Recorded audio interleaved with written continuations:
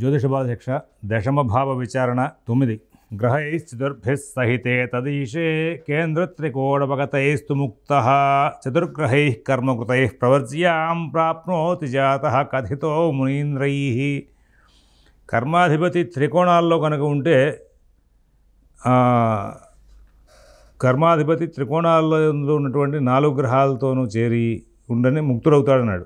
మరి ఇక్కడ 4 గ్రహములు కర్మస్థానం ఉంటే కనుక సన్యాస యోగం అని కూడా చెప్పారు. సన్యాస యోగానికి సహజంగా మన వాళ్ళు ఏం చేస్తూ ఉంటారంటే, ఏమండి వ్యయంలో కేతు ఉంటే ముక్తి అంటే, ఆ వ్యయ కేతు గురించి గతంలో మనం మాట్లాడుకున్నాం. తర్వాత మళ్ళీ వ్యయభావం దగ్గర వస్తుంది. ఇక్కడ కేంద్రాల్లో 4 గ్రహాలు ఉన్న విషయాన్ని చేసుకుంటారు. గ్రహై చతుర్భిः సహితే తదీశే కేంద్ర త్రికోణపగతైస్తు ముక్తః అన్నాడు. ఇక్కడ ఈ 4 గ్రహాలు ఏవైతే ఉన్నాయో అవి కేంద్రాల్లో ఉండి ఆ కేంద్ర త్రికోణంలో ఉండి కర్మాధిపతి కేంద్ర త్రికోణాల్లో కనుక ఉంటే ఆ సమయంలో పుట్టినటువంటి వాడికి సన్యాసం. అంటే ఇక్కడ మొత్తానికి బేస్ ఎక్కడ తీసుకొచ్చాడంటే, ఆ కర్మాధిపతి చతుర్గ్రహై కర్మకృతై ప్రవచ్యాం ప్రాప్నోతి జాతః కథితో మునీంద్రైః అంటూ ఆ దశమ స్థానాధిపతినే మొత్తానికి బలంగా పుట్టినాడు. కర్మస్థానాధిపతి యొక్క కేంద్ర త్రికోణ స్థితినే ప్రవరాజ యోగానికి కూడా ముందు మార్గదర్శకం చేసుకుంటూ వచ్చాడు. కుజ ఆర్క సోమార్కజ దేవవందితై కుజ ఆర్క చంద్రాత్మజ మందభార్గవై రవీందు భౌమాస దానవ ప్రియై భవంతి జాత వ్రత సంయుధా నరాహ అన్నాడు. రవి చంద్ర కుజ శని గురువులు కలిసి ఉన్నప్పుడు కానీ, కుజ రవి బుధ శని శుక్రులు కలిసినప్పుడు కానీ, కుజ రవి చంద్ర శని శుక్రులు కలిసినప్పుడు కానీ ఏమవుతుందంటే, ఇతను వ్రతాచారణలు ఎక్కువ చేస్తూ ఉంటాడు, ఎక్కువగా వ్రతాచరణలు చేస్తూ ఉంటాడు అని చెప్పేసి విషయాన్ని పెట్టుకుని వచ్చాడు. అట్లాగే ఈ సితార సూర్యాత్మజ జీవభాస్కరై కుజేందు దేవేజ్య బుధార్కనందనై సితేందు పుత్రార్కి శశాంక భూమిజై భవేత్ తపస్వి వనపర్వతాశ్రయ అంటాడు.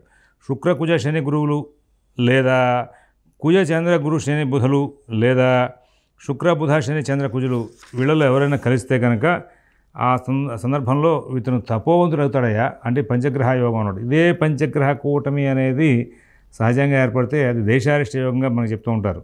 కాబట్టి ఇక్కడ దేశారిష్ట యోగాలకు సంబంధించిన సూత్రాలని జాతకంలో కానీ, జాతకంలో సంబంధించినటువంటి యోగాలని దేశారిష్టంలో కానీ పెడితే ఇబ్బందికరమైనటువంటి సందేహాలు సమస్యలు వచ్చే అవకాశం వస్తుంది. దీని మీదే కాలత్రపయోగం అనేది దేశారిష్ట యోగంగా పంచాంగ గణిత సంబంధమైన గ్రంథాలు చెప్తూ ఉంటాయి.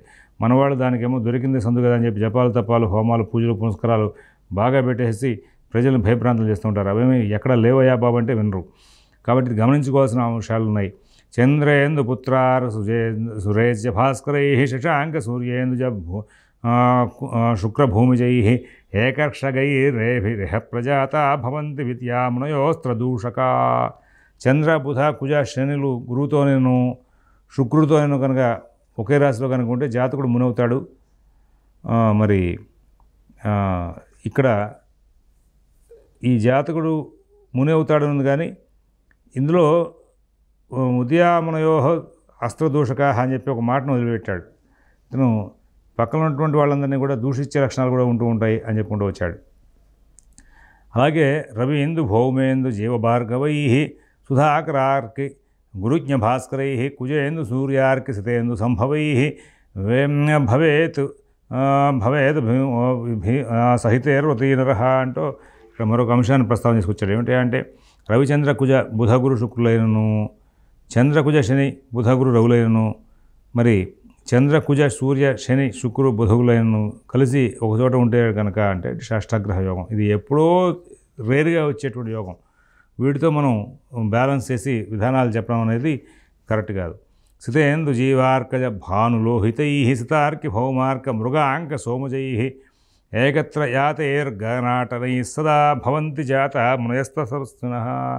శుక్ర చంద్ర గురు శని రవి కుజులైనను, శుక్ర శని కుజ రవి చంద్ర బుధులైనను ఒక రాశి నుండి ప్రవేశించుంటని మునులు తపోవనులతో అవుతారని. ఇక్కడ షష్టగ్రహ కూటాలు పంచగ్రహ కూటాలతో వచ్చేటువంటివన్నీ కూడా ఇక చాతుర్గ్రహ కూటంతో వచ్చేటువంటి దేశారిష్ట యోగాలు అయితే, అట్లాంటి సందర్భంలో కేంద్ర కోణాలతోనూ కేంద్రాలతోనూ సంబంధం పడినటువంటి చాతుర్గ్రహ కూటమి పంచగ్రహ కూటమి షష్టగ్రహ కూటమి వ్యక్తిగత జాతకంలో అతను తపోవంతుడు అవుతాడు, తపస్వి అవుతాడు, ముని అవుతాడు అనేటువంటి అంశాన్ని ప్రస్తావన చేసుకుని వచ్చారు. చాలా గొప్పదైనటువంటి అంశం. ఈ ప్రస్తావన చేసినప్పుడు ఈ యొక్క విధానాన్ని మనం స్టడీ చేసేటప్పుడు ఇది దేశారిష్ట యోగంగా వీడు భ్రష్టు అవుతాడేమో అనుకునే సందర్భాలు అయితే ఇక్కడ కేంద్ర కోణాలతో ముడిపడాలి. ఇవన్నీ కూడా ఈ షష్టగ్రహ కూటాలు, పంచగ్రహ కూటాలు, చాతుర్గ్రహ కూటాలు అనేవి పర్సనల్ జాతకాల్లో, వ్యక్తిగత జాతకాల్లో మనం శోధన చేసేటప్పుడు అవి కేంద్ర కోణాలతో కనుక సంబంధం ఉంటేనే అటువంటి ఫలితాలు ఇచ్చేవిగా మనకు గోచరిస్తున్నాయి.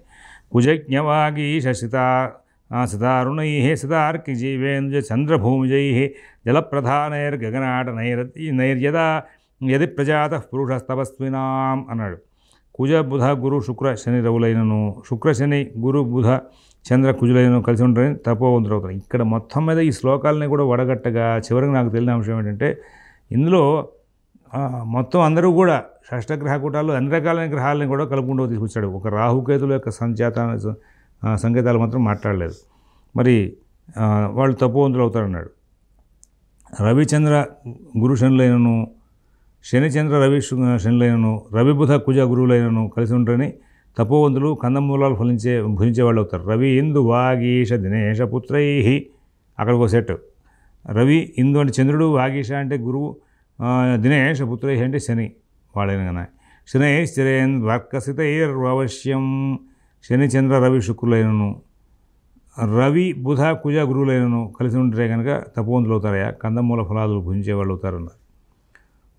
వక్రార్క సోమాత్మజ దానవేచ్య భౌమేందు వాగీష శశాంకపుత్రా ఏకర్షగా జన్మనయస్య జంతోర్భవేద్యతీవల్కలభూతిధారీ. కుజ రవి బుధ శుక్రులైనను, కుజ చంద్ర గురు బుధులైనను ఏకరాశి ఎందుండరని నారచీరలు మొదలగు వాటిని ధరించేవాళ్ళు అవుతారు అన్నాడు.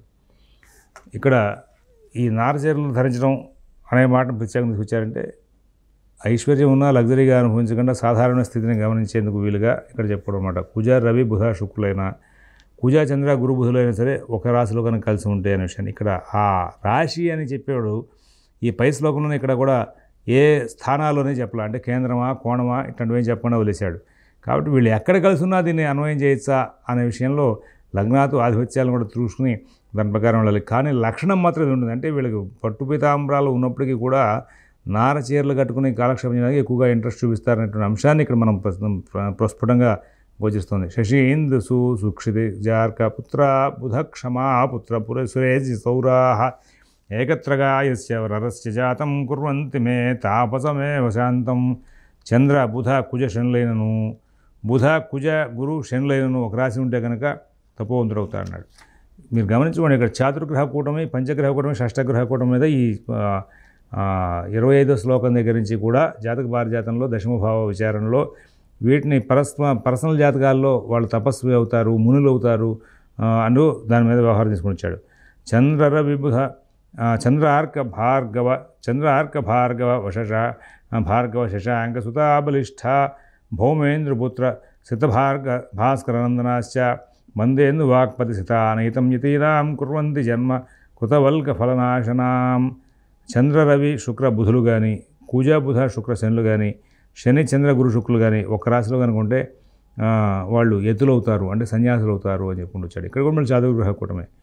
తర్వాత మళ్ళీ రవి శశి కుజ శుక్రయశ్చంద్ర భౌమార్క సూర్యై గురు సిత రవి మందై శుక్రమందేందు జీవై కుజ బుధ సిత చంద్రై రేరక్షయాతై భవతి గిరివనౌకాస్త్వా తపస్సర్వమందియ.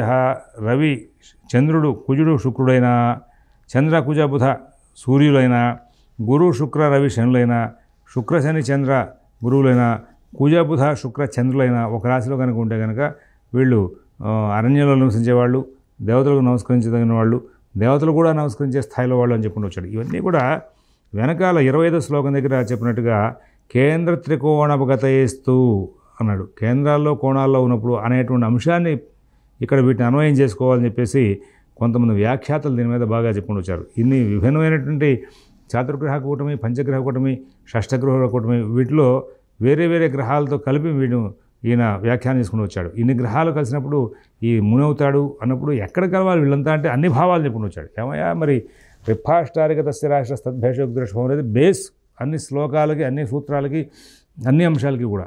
మరి అలాంటి ఆ భ్రష్టత్వాన్ని పట్టించేటువంటి స్థానాల్లో ఉన్నా కానీ వీళ్ళకి రాజయోగం పడుతుందా?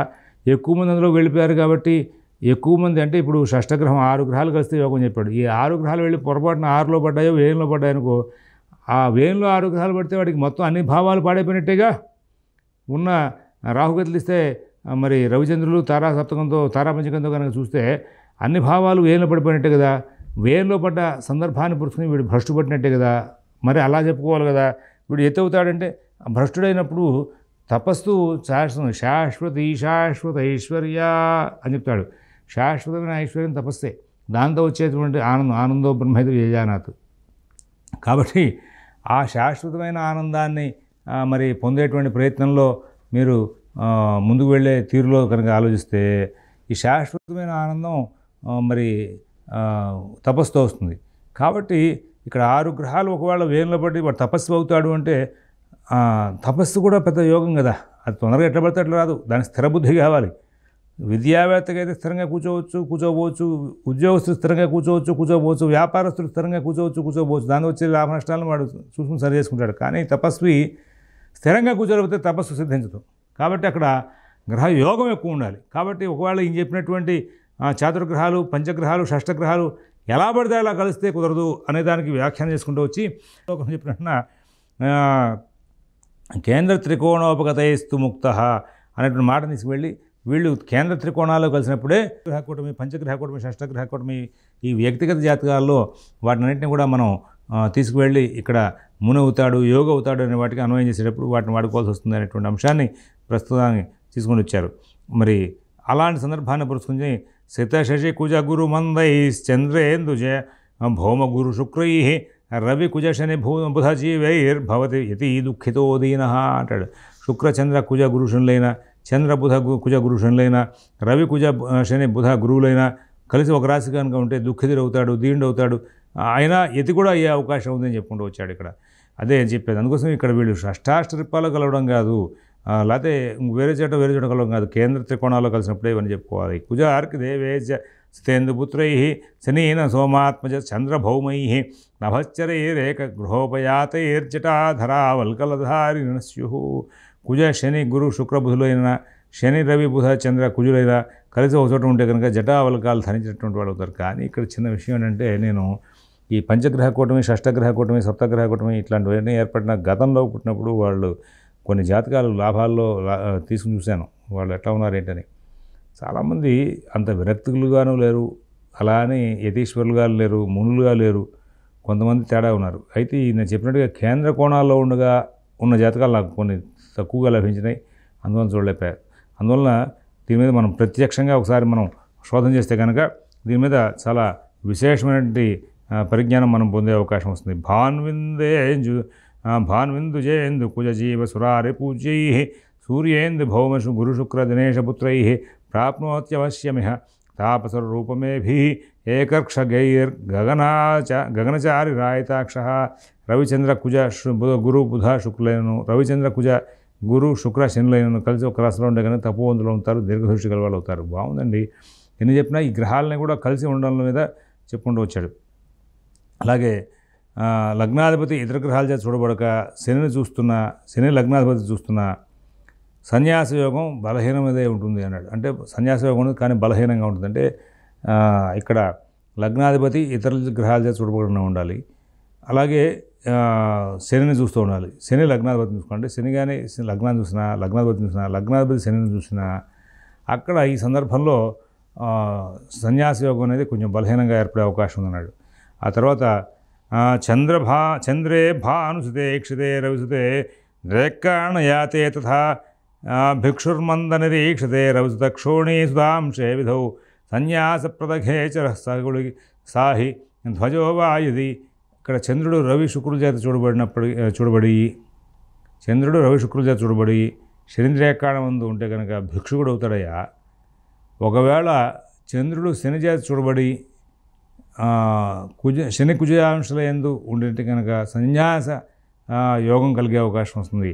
మరి చంద్రుడు గుళికతో అయినా రాహుగతులతో అయినా కలిసి ఉంటే కనుక క్రూరాంశాలు కనుక పొంది ఉంటే ఆచారహీనుడు అయ్యి ఉండే అవకాశం ఉంది. ఆచారహీనుడైనటువంటి యతి అయ్యే అవకాశం వస్తుందని చెప్పుకుంటూ వచ్చాడు.